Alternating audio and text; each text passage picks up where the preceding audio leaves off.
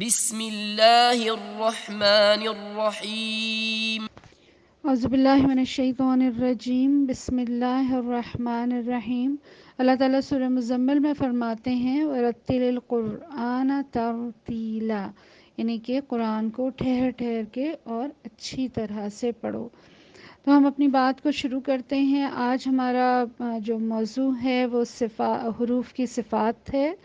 اور جیسا کہ ہم پہلے بھی پڑھ چکے ہیں کہ حروف کے مخارج بھی ہوتے ہیں اور صفات ان کو مزید واضح کرتی ہے. اور ایک ہی مخرج سے نکلنے والے حروف جب ان میں ان کی صفات کو شامل کیا جاتا ہے تو وہ پھر الگ الگ محسوس ہوتے ہیں. جیسے مثال کے طور پہ ذال اور ظا اور سین اور صاد، ان میں جب ان کی صفات شامل ہوتی ہیں تو یہ حروف پھر ہم واضح طور پر پہچان سکتے ہیں.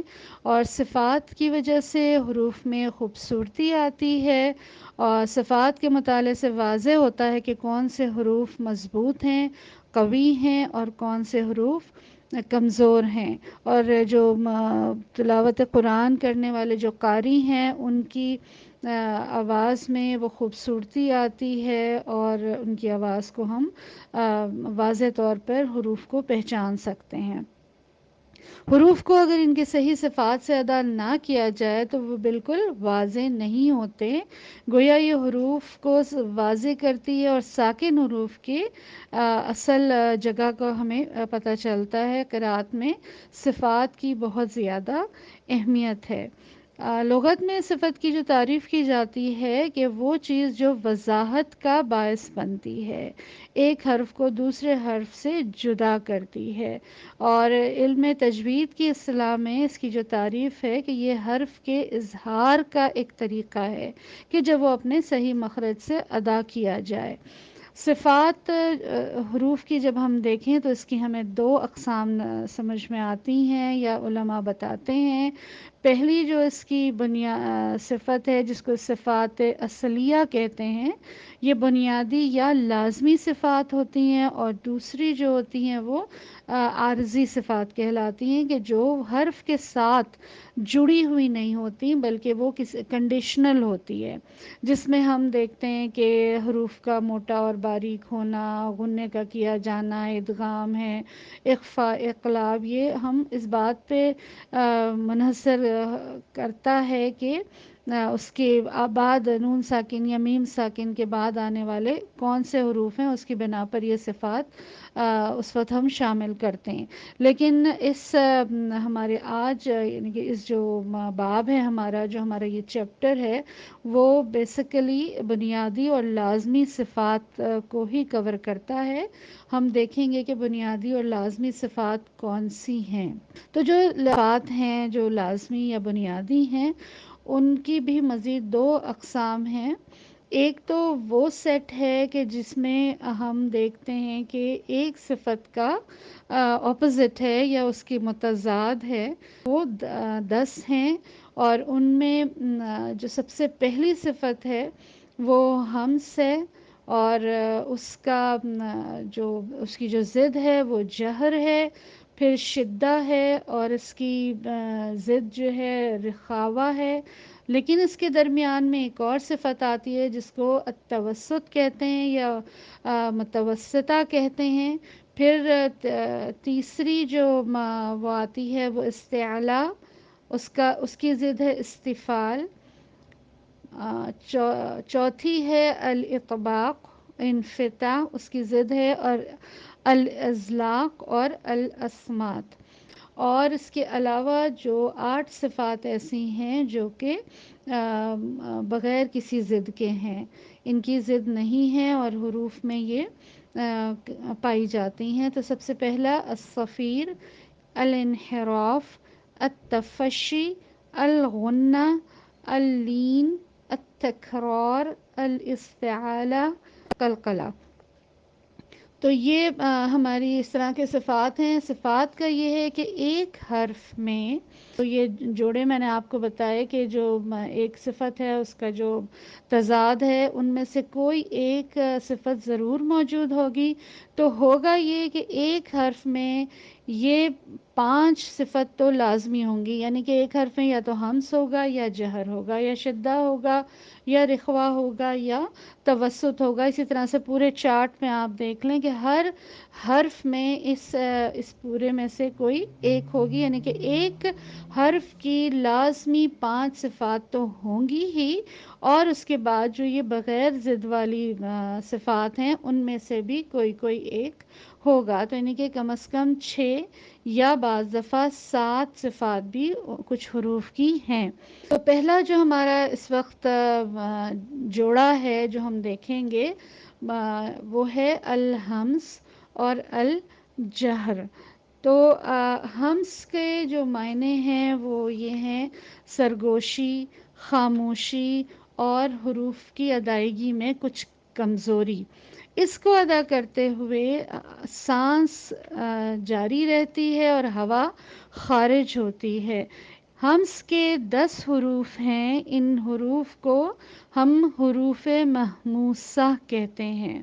حسہ شخص سکت کہ یہ 10 حروف ہیں فا، ہا، ثا، ہا، شین، خا، صاد، سین، کاف اور تا۔ یہ ہمس کے حروف ہیں کہ جب یہ ادا کیے جاتے ہیں تو اس میں سے ہوا خارج ہوتی ہے اور ایک کمزوری کا احساس ہوتا ہے۔ اب ہم یہ دیکھتے ہیں ان حروف کو کہ یہ کون کون سے حروف ہیں اور کس طرح سے ہم اس کی پریکٹس کرتے ہیں۔ سب سے پہلے آپ سلائیڈ پہ دیکھ رہے ہوں گے کہ فا کی مثال ہے۔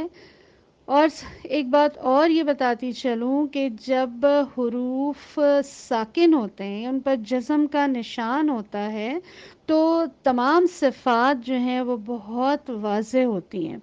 ہمس کی صفت جب یہ حروف ساکن ہوں گے تو زیادہ واضح ہوگی، لیکن متحرک ہونے کی صورت میں بھی یہ صفت موجود ہوگی لیکن تھوڑی ہلکی ہوگی، کیونکہ یہ اس پہ ٹھہرا نہیں جاتا۔ جب متحرک حروف کے لیے تحریک ہوتی ہے اور آگے بڑھ جایا جاتا ہے، اس وجہ سے۔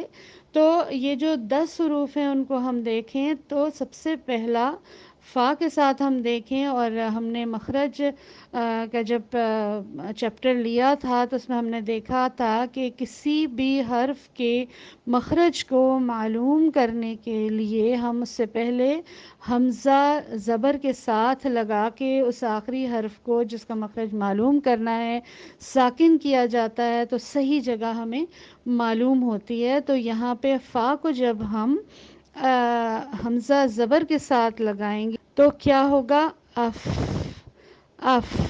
اگر اس کو ہم روک دیں گے، اگر اس فا کی آواز میں ہمس کے بجائے ہم جہر کریں گے تو یہ آواز کٹے گی اور ایسا محسوس ہوگا جیسے کہ یہاں پر قلقلہ کیا جا رہا ہے، جیسے اف کے بجائے ہم اس کو اف، اف نہیں بلکہ اس آواز کو چلانا ہے۔ پھر اگر ہم اس کو الفاظ کے درمیان ان حروف کو دیکھیں تو یہ دیکھیے کہ جیسے تفعلون ہے تو اس کو ہم یوں نہیں پڑھ سکتے تفعلون، نہیں، اس میں کیا ہوا کہ فا بھی واضح نہیں ہوا، اس کی آواز جیسی نکلنی چاہیے نہیں، بلکہ ہمیں پڑھنا ہے تفعلون، احسن، بعثنا، اهدنا، تشکرون، اخرج، اصدق، بسم اللہ، فجرت۔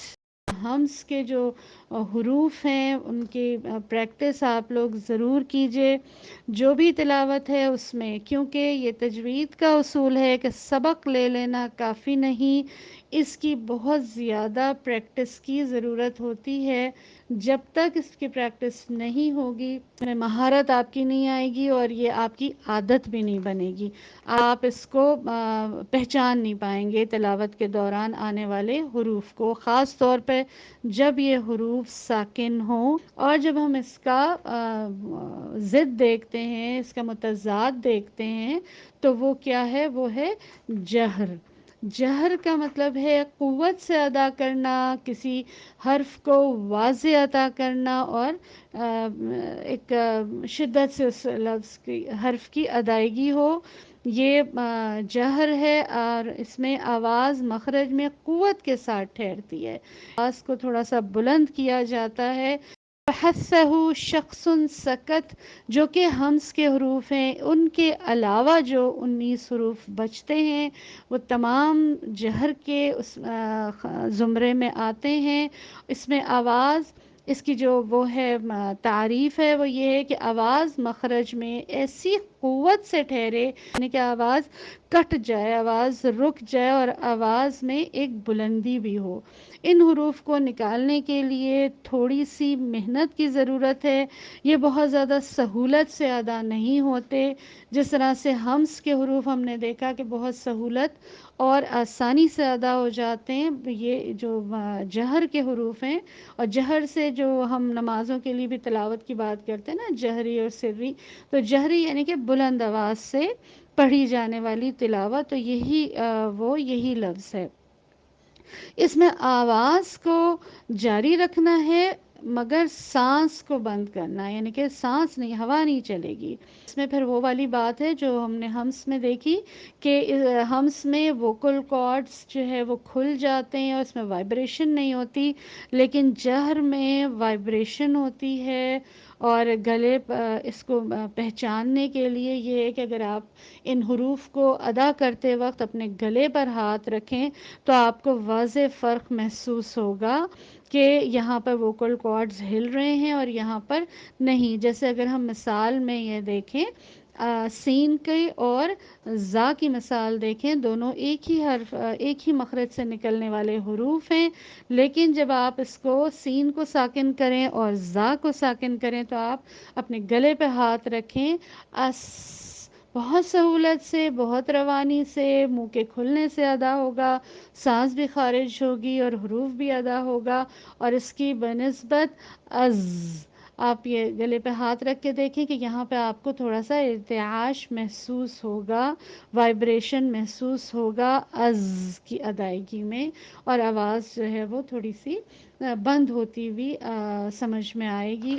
تو یہ جو ہمس ہے اس کی ضد جہر ہے، ہر حرف جو ہم ادا کرتے ہیں اس میں ہمس ہوگا یا اس میں جہر ہوگا، اس چیز کو ہمیں محسوس کرنا ہے۔ یہ 19 حروف جہر کے ہیں، جو اس طرح سے ان حروف کو جب ساکن ادا کریں تو بہت زیادہ ان کی صفات کو ذہن میں رکھتے ہوئے کریں۔ ہم انشاءاللہ جیسے جیسے آگے صفات کے اور وہ لیں گے، قسمیں لیں گے، جو اور اس کی متضاد اور وہ کیفیات پڑھیں گے، تو ہم پھر انشاءاللہ خود بخود ساری صفات ایک حرف میں خود بخود جمع ہوتی چلی جائیں گی، اور انشاءاللہ ادائیگی بھی مشکل نہیں ہوگی۔ یہ ایک دوسرے سے ہلکے ہلکے سے ریلیٹڈ ہوتے ہیں۔ جب بھی تلاوت کریں اس بات کا ضرور خیال کریں، اور ضرور ان حروف کو ان کی صفات سے مزین کریں۔ اللہ تعالیٰ سے اس دعا اور امید کے ساتھ کہ آپ لوگ سورہ کہف کی آیات کو غور سے سنتے ہوں گے اور قرآن پاک کھول کر اس کی تلاوت بھی کرتے ہوں گے، اور اس کے فرق کو محسوس کرتے ہوں گے۔ آئندہ کی جو اس سبق کی جو آیات ہیں ان کو ضرور دیکھیے، ان میں صفات کو محسوس کیجیے اور ادا کرنے کی کوشش کیجیے۔ حضرت طاؤس سے مرسلاً روایت ہے کہ وہ بیان کرتے ہیں کہ نبی صلی اللہ علیہ وسلم سے پوچھا گیا، کون شخص قرآن کو اچھی آواز سے اور اچھے طریقے سے پڑھنے والا ہے؟ آپ صلی اللہ علیہ وسلم نے ارشاد فرمایا، وہ شخص کہ جب تم اسے پڑھتے ہوئے سنو تو تمہیں ایسا معلوم ہو کہ وہ اللہ سے ڈر رہا ہے۔ حضرت طاؤس کا بیان ہے کہ طلق صحابی ایسی ہی خوش آواز اور روانی سے پڑھنے والے تھے۔ یہ دارمی کی حدیث ہے۔ اللہ تعالیٰ مجھے اور آپ کو بھی خوش آوازی سے اور دھیان سے پڑھنے کی توفیق عطا فرمائے۔ وآخر دعوانا ان الحمد للہ رب العالمین۔ سبحانک اللہم و بحمدک، نشہد ان لا الہ الا انت نستغفرک و نتوب الیک. آمین یا رب العالمین. آمین. والسلام علیکم ورحمۃ اللہ وبرکاتہ.